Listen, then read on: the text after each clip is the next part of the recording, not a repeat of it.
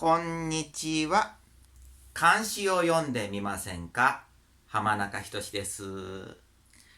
今回は漢詩ではなくて、論語について、気づいたことをですね、ご紹介します。実はですね、学校で生徒たちと論語を読んでいました。もう今年度で、前年度ですかね、2020年度で、その科目も終了してしまい、寂しいんですけども、その時に気づいたことをですね、紹介します。論語のですね、要約編、これは全20編のうち第6番目の編なので第6とありますね。それ、ですね、読みますと、関の生に行くや火場に乗り京急を来たりというふうに読むと思います。これ、孔子の言葉です。関というのは人名ですですね。あざなが鹿、子供の子に中華の華ですね。鹿として出てきます。先生だから本名で呼んでるんですね。その関がですね、生に行くときに肥えた馬に乗って軽い皮衣を着ていたというふうにですね、な内容ですけども、これについてですね、例えば古いのからいきますとですね、国訳漢文体制というですね、服部宇野吉さんという人が訳していますが、書き下し文しかないのでですね、C 枠、関の生に行くや、火場に乗り、景気を着たりと、そこの中ですけども、ですね、肥えたる馬に乗り、軽き貴重の皮衣を着ていったを見れば、関が貧しくないことが知られるのいいというふうにね、金持ちだったということをですね、表現するためのものだ。それはそうなんですけども、問題はですね、火場に乗るというですね、表現なんですね。こ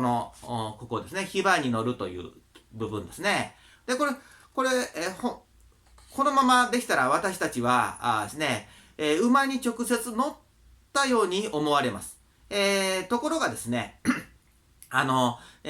国ではですね、馬に直接乗ったのは戦国時代から始まるようです。春秋時代、その前の春秋時代、論語の時代ですが、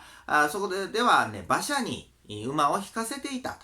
と。それも4頭立て、ですね。ちっちゃな馬だったんでしょうから、ですね、4頭で、引かせていたと言われます。ですからですね、これもそういう意味で、ですね、孔子は言ったつもりなんですけども、時代がどんどんね、遠ざかっていくと、これ馬に直接乗ったんかというふうに、思ってしまうですね、そういう恐れがあります。で、そのことに先ほどの服部宇野口さんは注意していなかったと言えます。またですね、この世界文学体系の司書の部分ですね。これは倉石武四郎さんが訳しておられますが、そのですね、訳でもですね、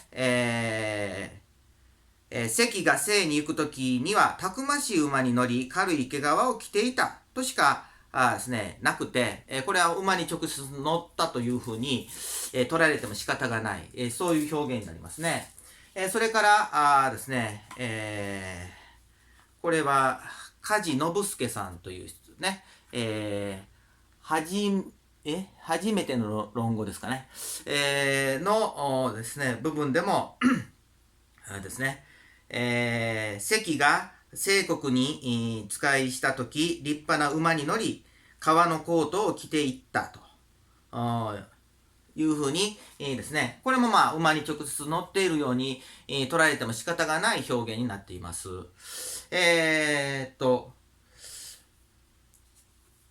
ところがですね、このですね、これ違う。これ、吉川幸次郎さんの論語ですね。ではですね、そっか。用意していなかったんですが、ですね、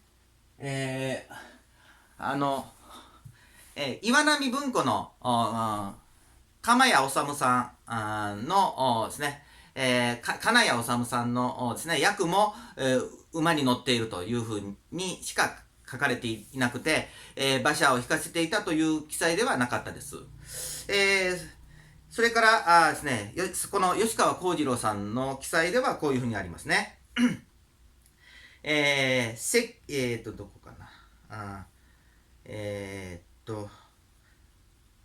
今度鹿が生に行く時の入れ立ちは、よく肥えた上等の馬に馬車を引かせ軽い毛皮の街灯。毛皮は軽いほど上等であるが、それを着込んで意気揚々と出かけたというではないか。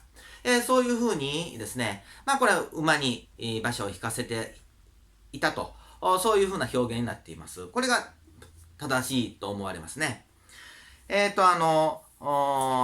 はですね、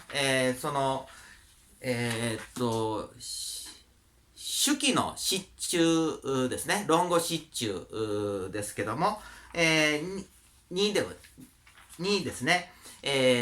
この乗ると乗という字の説明がないんですね。ですからですね、倉石さんは、手記の失注をそのまま口語訳したものだったので、乗るをそのまま乗ると、訳して、しまっていると言えます。ですね、手記よりもっと前ですね、13教中祖というですね、本があります。その中の一つ、論語中祖のその部分ですね。慶平だったと思います。その人のですね、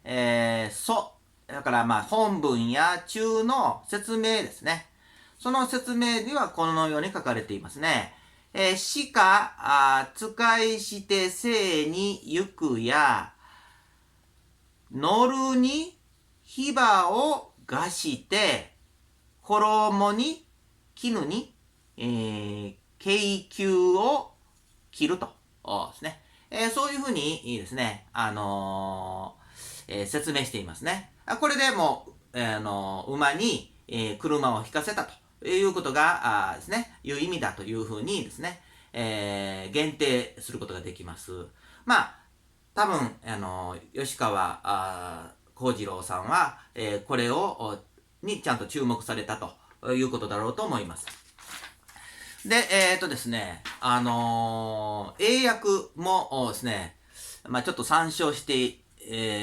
いたんですが、その参照したのがジェームズ・レッグという人のですね、英訳です。ちょっと読みますと、When she was proceeding to Chi、関が